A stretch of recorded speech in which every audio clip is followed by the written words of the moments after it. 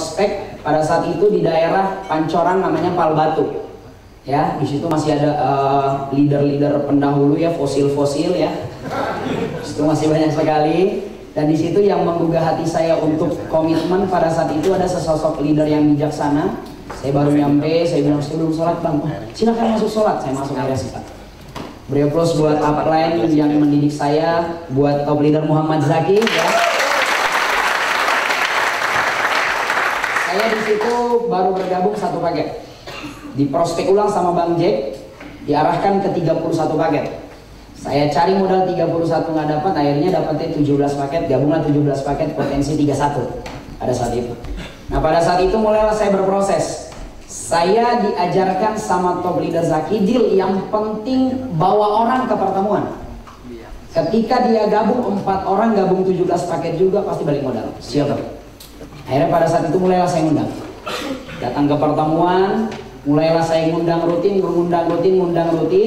Alhamdulillah pada saat itu 2 minggu awal masuk rekening 5 juta. Tetapi setelah itu 2 minggu kemudian nggak dapat bonus lagi. Dan di situ saya mulai ngeluh, bang gimana nih bang? Saya gak ada BPKB motor, sedangkan bulanannya harus bayar sekian.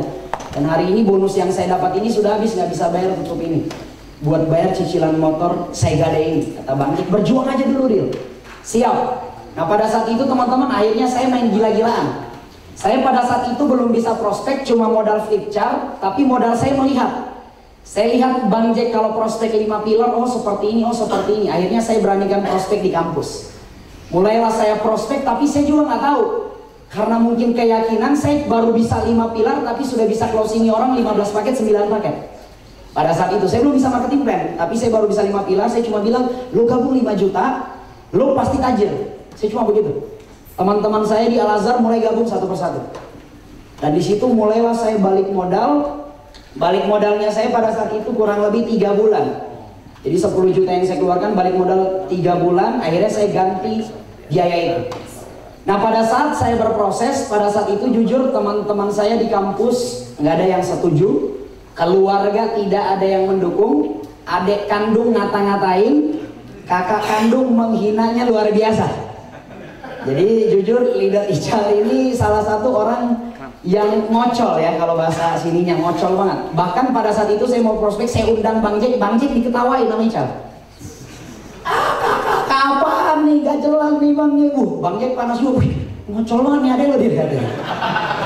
Wah, saya bilang sabar Bang, pokoknya ini gabung insya Allah. Pada saat itu mulailah diundang Ical. Pada saat itu di prospek Ical diajak happy-happy dulu. Kita ajak ke puncak sama Bang Jack, masukin alam bawah sadarnya, akhirnya ujung-ujungnya di prospek di Ragunan. Saya ingat banget tempatnya di samping kandang gajah. Pada saat itu Ical di prospek di situ diyakinkan Bang Jack, pulang pusing palanya Ical. Akhirnya pada saat itu dia jual laptop, gabunglah Ical. Nah sebelum Ical gabung, Ai datang ke Jakarta. Saya bilang, Ai ini Ical bakal gabung, kamu gabung duluan. Ai langsung jual laptopnya duluan, akhirnya gabung 9 paket, baru Ical di bawahnya. Ya pada saat itu mulailah berproses. Nah pada saat itu Ai ke Jakarta, saya bilang belajar. Pulang ke Makassar, saya bilang pokoknya kembangkan. Pada saat itu Ai sebelum pulang, saya ajak ketemu Bang Jack dulu. Karena jujur di Makassar ini banyak sekali multi level. Bahkan Ai bilang, wah susah kembangkan Nelia di Makassar, banyak sekali multi level. Bahkan multi level yang gak masuk di akal, money game dan lain-lain. Saya bilang pasti bisa, ketemu sama Bang Jack. Saya belum bisa ajarin cara keyakinan, tapi luar biasa. Beri aplaus buat Bang Jack ya, yang wah diajarin itu cara closingin orang. Jadi walaupun belum bisa prospek, tapi main keyakinan. Di situ diajarin cara ngeyakinin orang lewat rekaman. Aik ngerekam. Pada saat itu malam dia pulang subuh. Kita sharing sampai saya ingat jam 3 subuh di depan rumah saya di Jakarta. Itu ada warkop, di pinggir warkop, di pinggir jalan kita nongkrong, di situ direkam. Ai sebelum pulang ke Makassar. Pada saat itu pulanglah Ai ke Makassar dan Ica. Dia mulai kembangkan. Pada saat itu saya masih kuliah di Jakarta. Mulai saya bangun juga tim di Jakarta. Mulai ada yang gabung. Ical dan Ai mulai berproses, tapi alhamdulillah pada saat itu dia berproses di Makassar. Pada saat itu sudah sempat buat OPP juga di Bogor.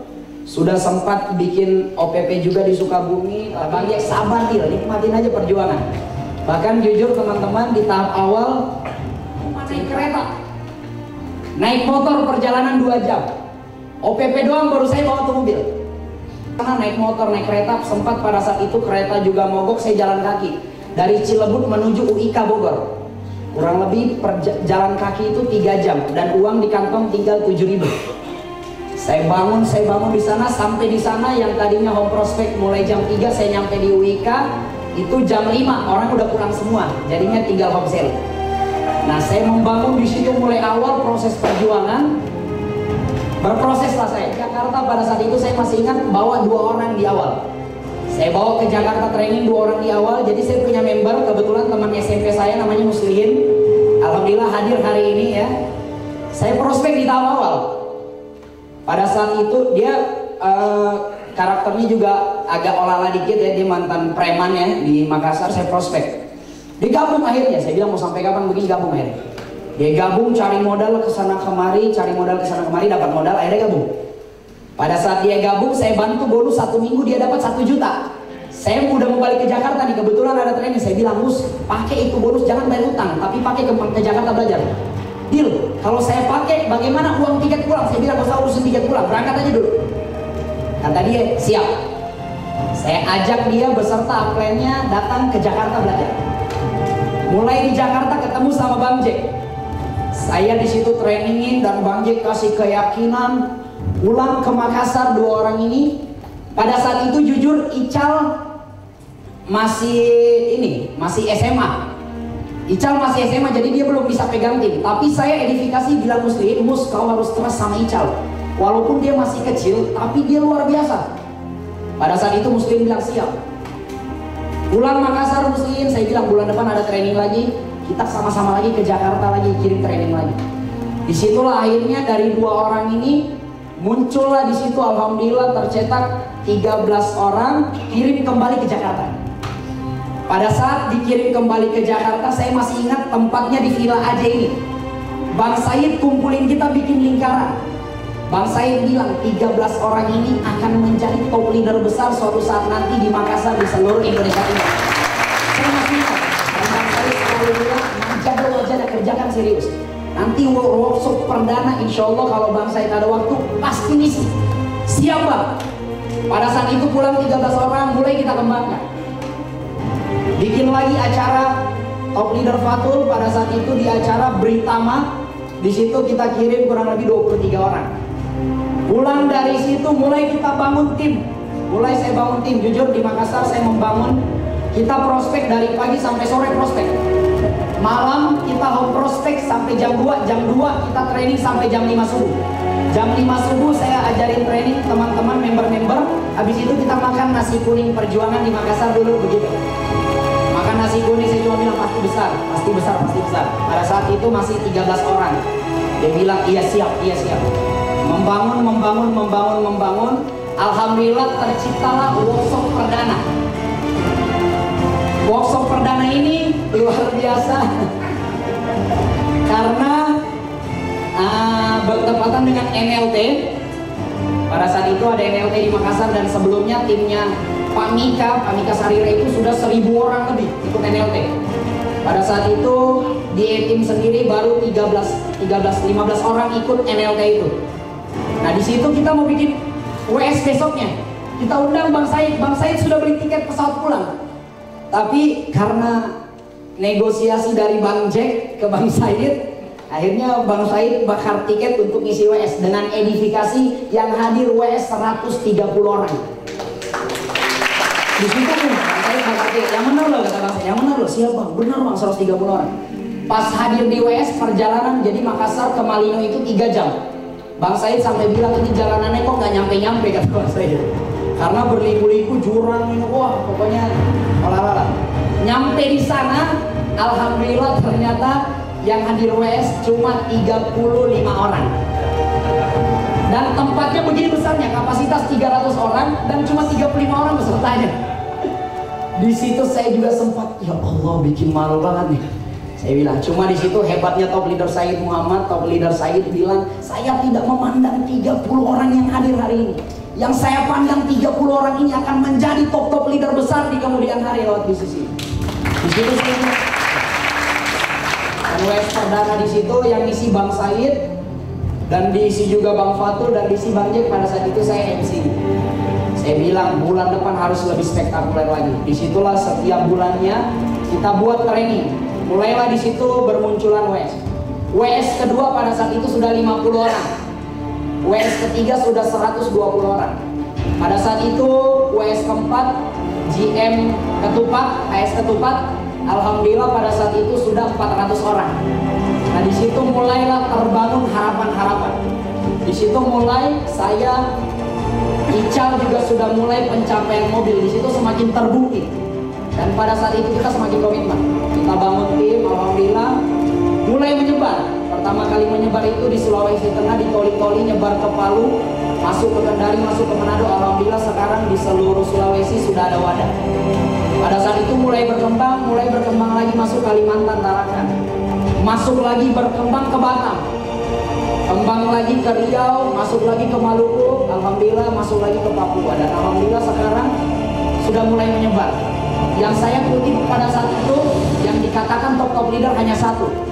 Barang siapa yang tidak pernah berhenti berjuang mengerjakan Melia Sehat Sejahtera, maka suatu saat dia akan terkaget-kaget dengan hasil yang diberikan Melia Sehat Sejahtera.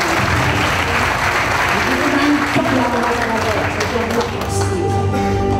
Dan jujur teman-teman, dan luar biasa dulu pada saat motor saya rusak, saya dipinjamkan motor sama Bang Jack. Saya bilang, Bang Jack pakai apa? Gampang dia. Wah, itulah luar biasanya hati dan ketulusan seorang upline yang, waduh, saya nggak bisa cerita banyak ya. Dia pinjamkan motor, pada saat itu naik motor Supranya, dan motor Supranya ini luar biasa borosnya. Kalah boros motor RX King ya. Diisi 10.000 baru pakai sejam sudah habis bensin. Saya bilang pada saat itu, jujur pada saat itu saya pinjam motor Bang Jack pernah. Saya mau prospek, saya pulang kampus. Saya mau pergi prospek di Sevel, tempat prospek pada saat itu saya membangun. Pada saat itu perjalanan saya bilang ini kok motor mogok-mogok nih. Pas saya berhenti di tengah jalan, berhenti tuh, mati tuh motor. Saya buka, saya starter ini nggak bisa nyala-nyala. Ternyata saya buka keran bensinnya ternyata habis. Dan ke pom bensin itu harus jalan 3 kilo dan itu tanjakan di daerah menuju Mampang, Tendean pada saat itu. Di situ saya dorong motor, sedangkan saya punya janji prospek di Sevel pada saat itu. Nyampe di Sevel dorong motor, isi bensin, jalan menuju Sevel, prospek kan sudah pulang, kita sudah keringatan. Waduh, perjuangan luar biasa. Sempat juga saya pernah down. Nah, down ini pada saat itu saya pernah diarahkan sama Bang Jack untuk kembangkan di Makassar. Pertama kali kembangkan, saya ke sana, saya libur kampus 2 bulan. 1 bulan di sana saya membangun sama Bang Jack, dan luar biasanya Bang Jack menemani di sana. Dengan tulus hati kita tidur, wah di mana aja kita istirahat. 1 bulan, hampir 1 bulan yang posting cuma 1 paket, itu pun konsumsi produk. Bang Jack pada saat itu, tapi Bang Jack selalu have fun. Pada saat itu saya sudah hampir habis libur kuliah, saya mau pulang ke Jakarta pada saat itu. Saya curhat sama Bang Jack. Di samping, di depan Hotel Said Makassar, di tempat warung makan. Di Sari Laut ya, di Pecel Ayam kalau di sini. Nah di Pecel Ayam di situ saya curhat sama Bang Jack. Bang, ini jadi yang namanya hari ini ya, dulu saya juga sempat down. Saya bilang sama Bang Jack, anak kayaknya nggak kuat Bang Jack. Udah berbulan-bulan nih Bang, begini terus nggak ada hasil Bang. Bang Jack lagi makan tiba-tiba berhenti makan, cuci tangan. Bang Jack ngomong gini, dengan wah, saya di situ saya baru termotivasi karena Bang Jack bilang apa, Dil, asal lu tahu satu, gua ke Makassar ini bukan titik cair, gua bantuin lu, dan posisi lu tahu gue ke Makassar ini masih punya hutang 87 juta belum gue lunasin. Saya bilang, das. Di situ hati saya terbuka, saya cuma bilang, wah, inilah sesungguhnya pemimpin mau membantu walaupun itu.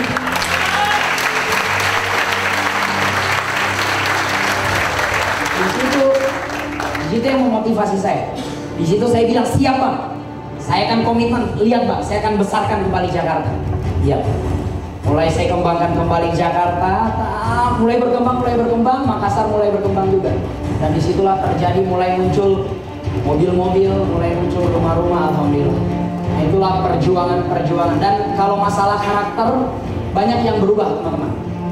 Dari mulai, jujur saya orangnya dulu nggak percaya diri.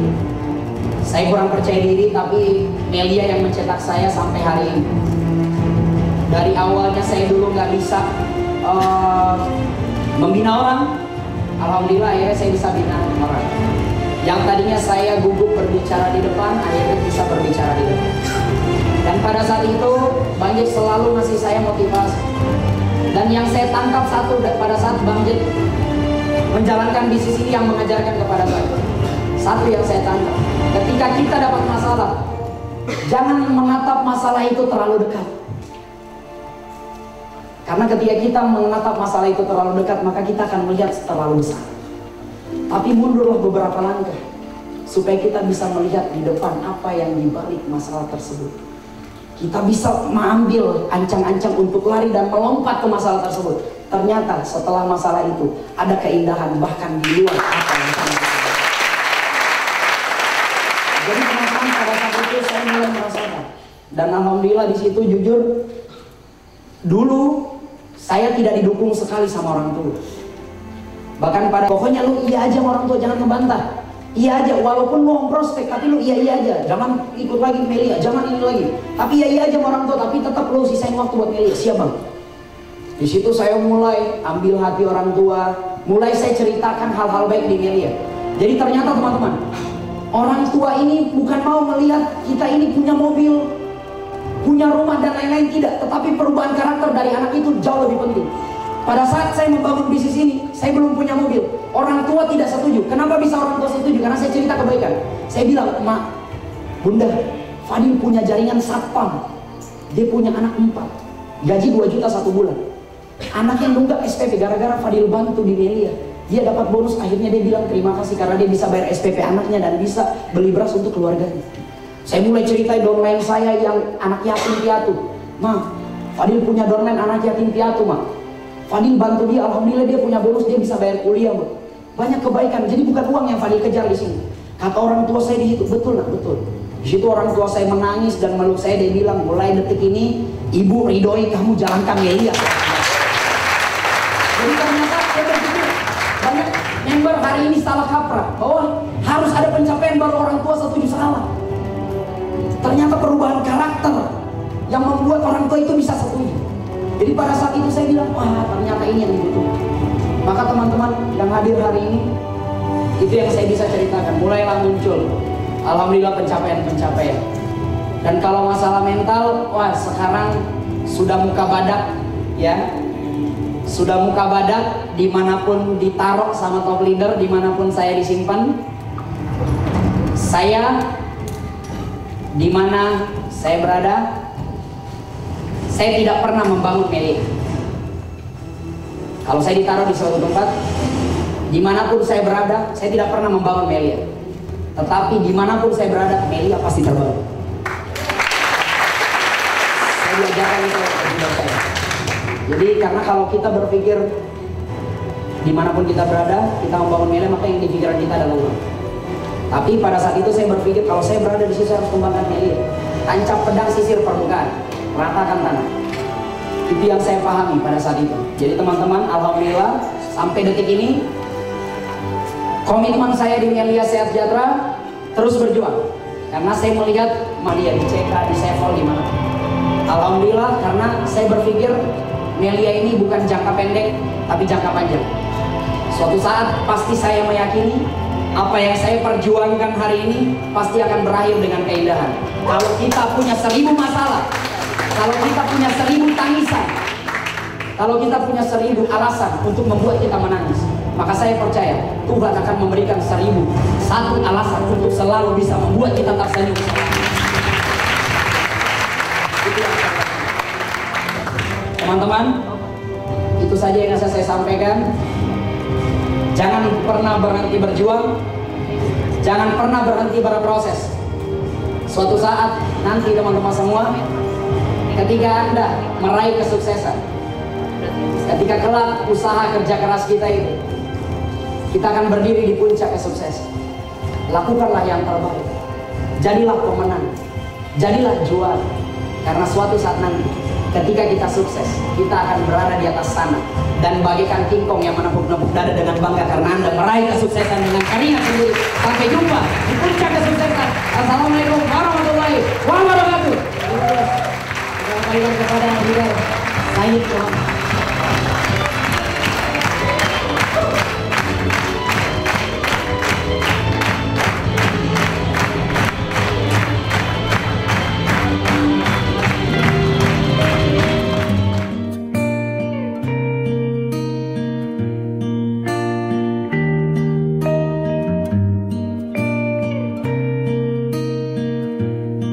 When you try your best but you don't succeed, when you get what you want but not what you need, when you feel so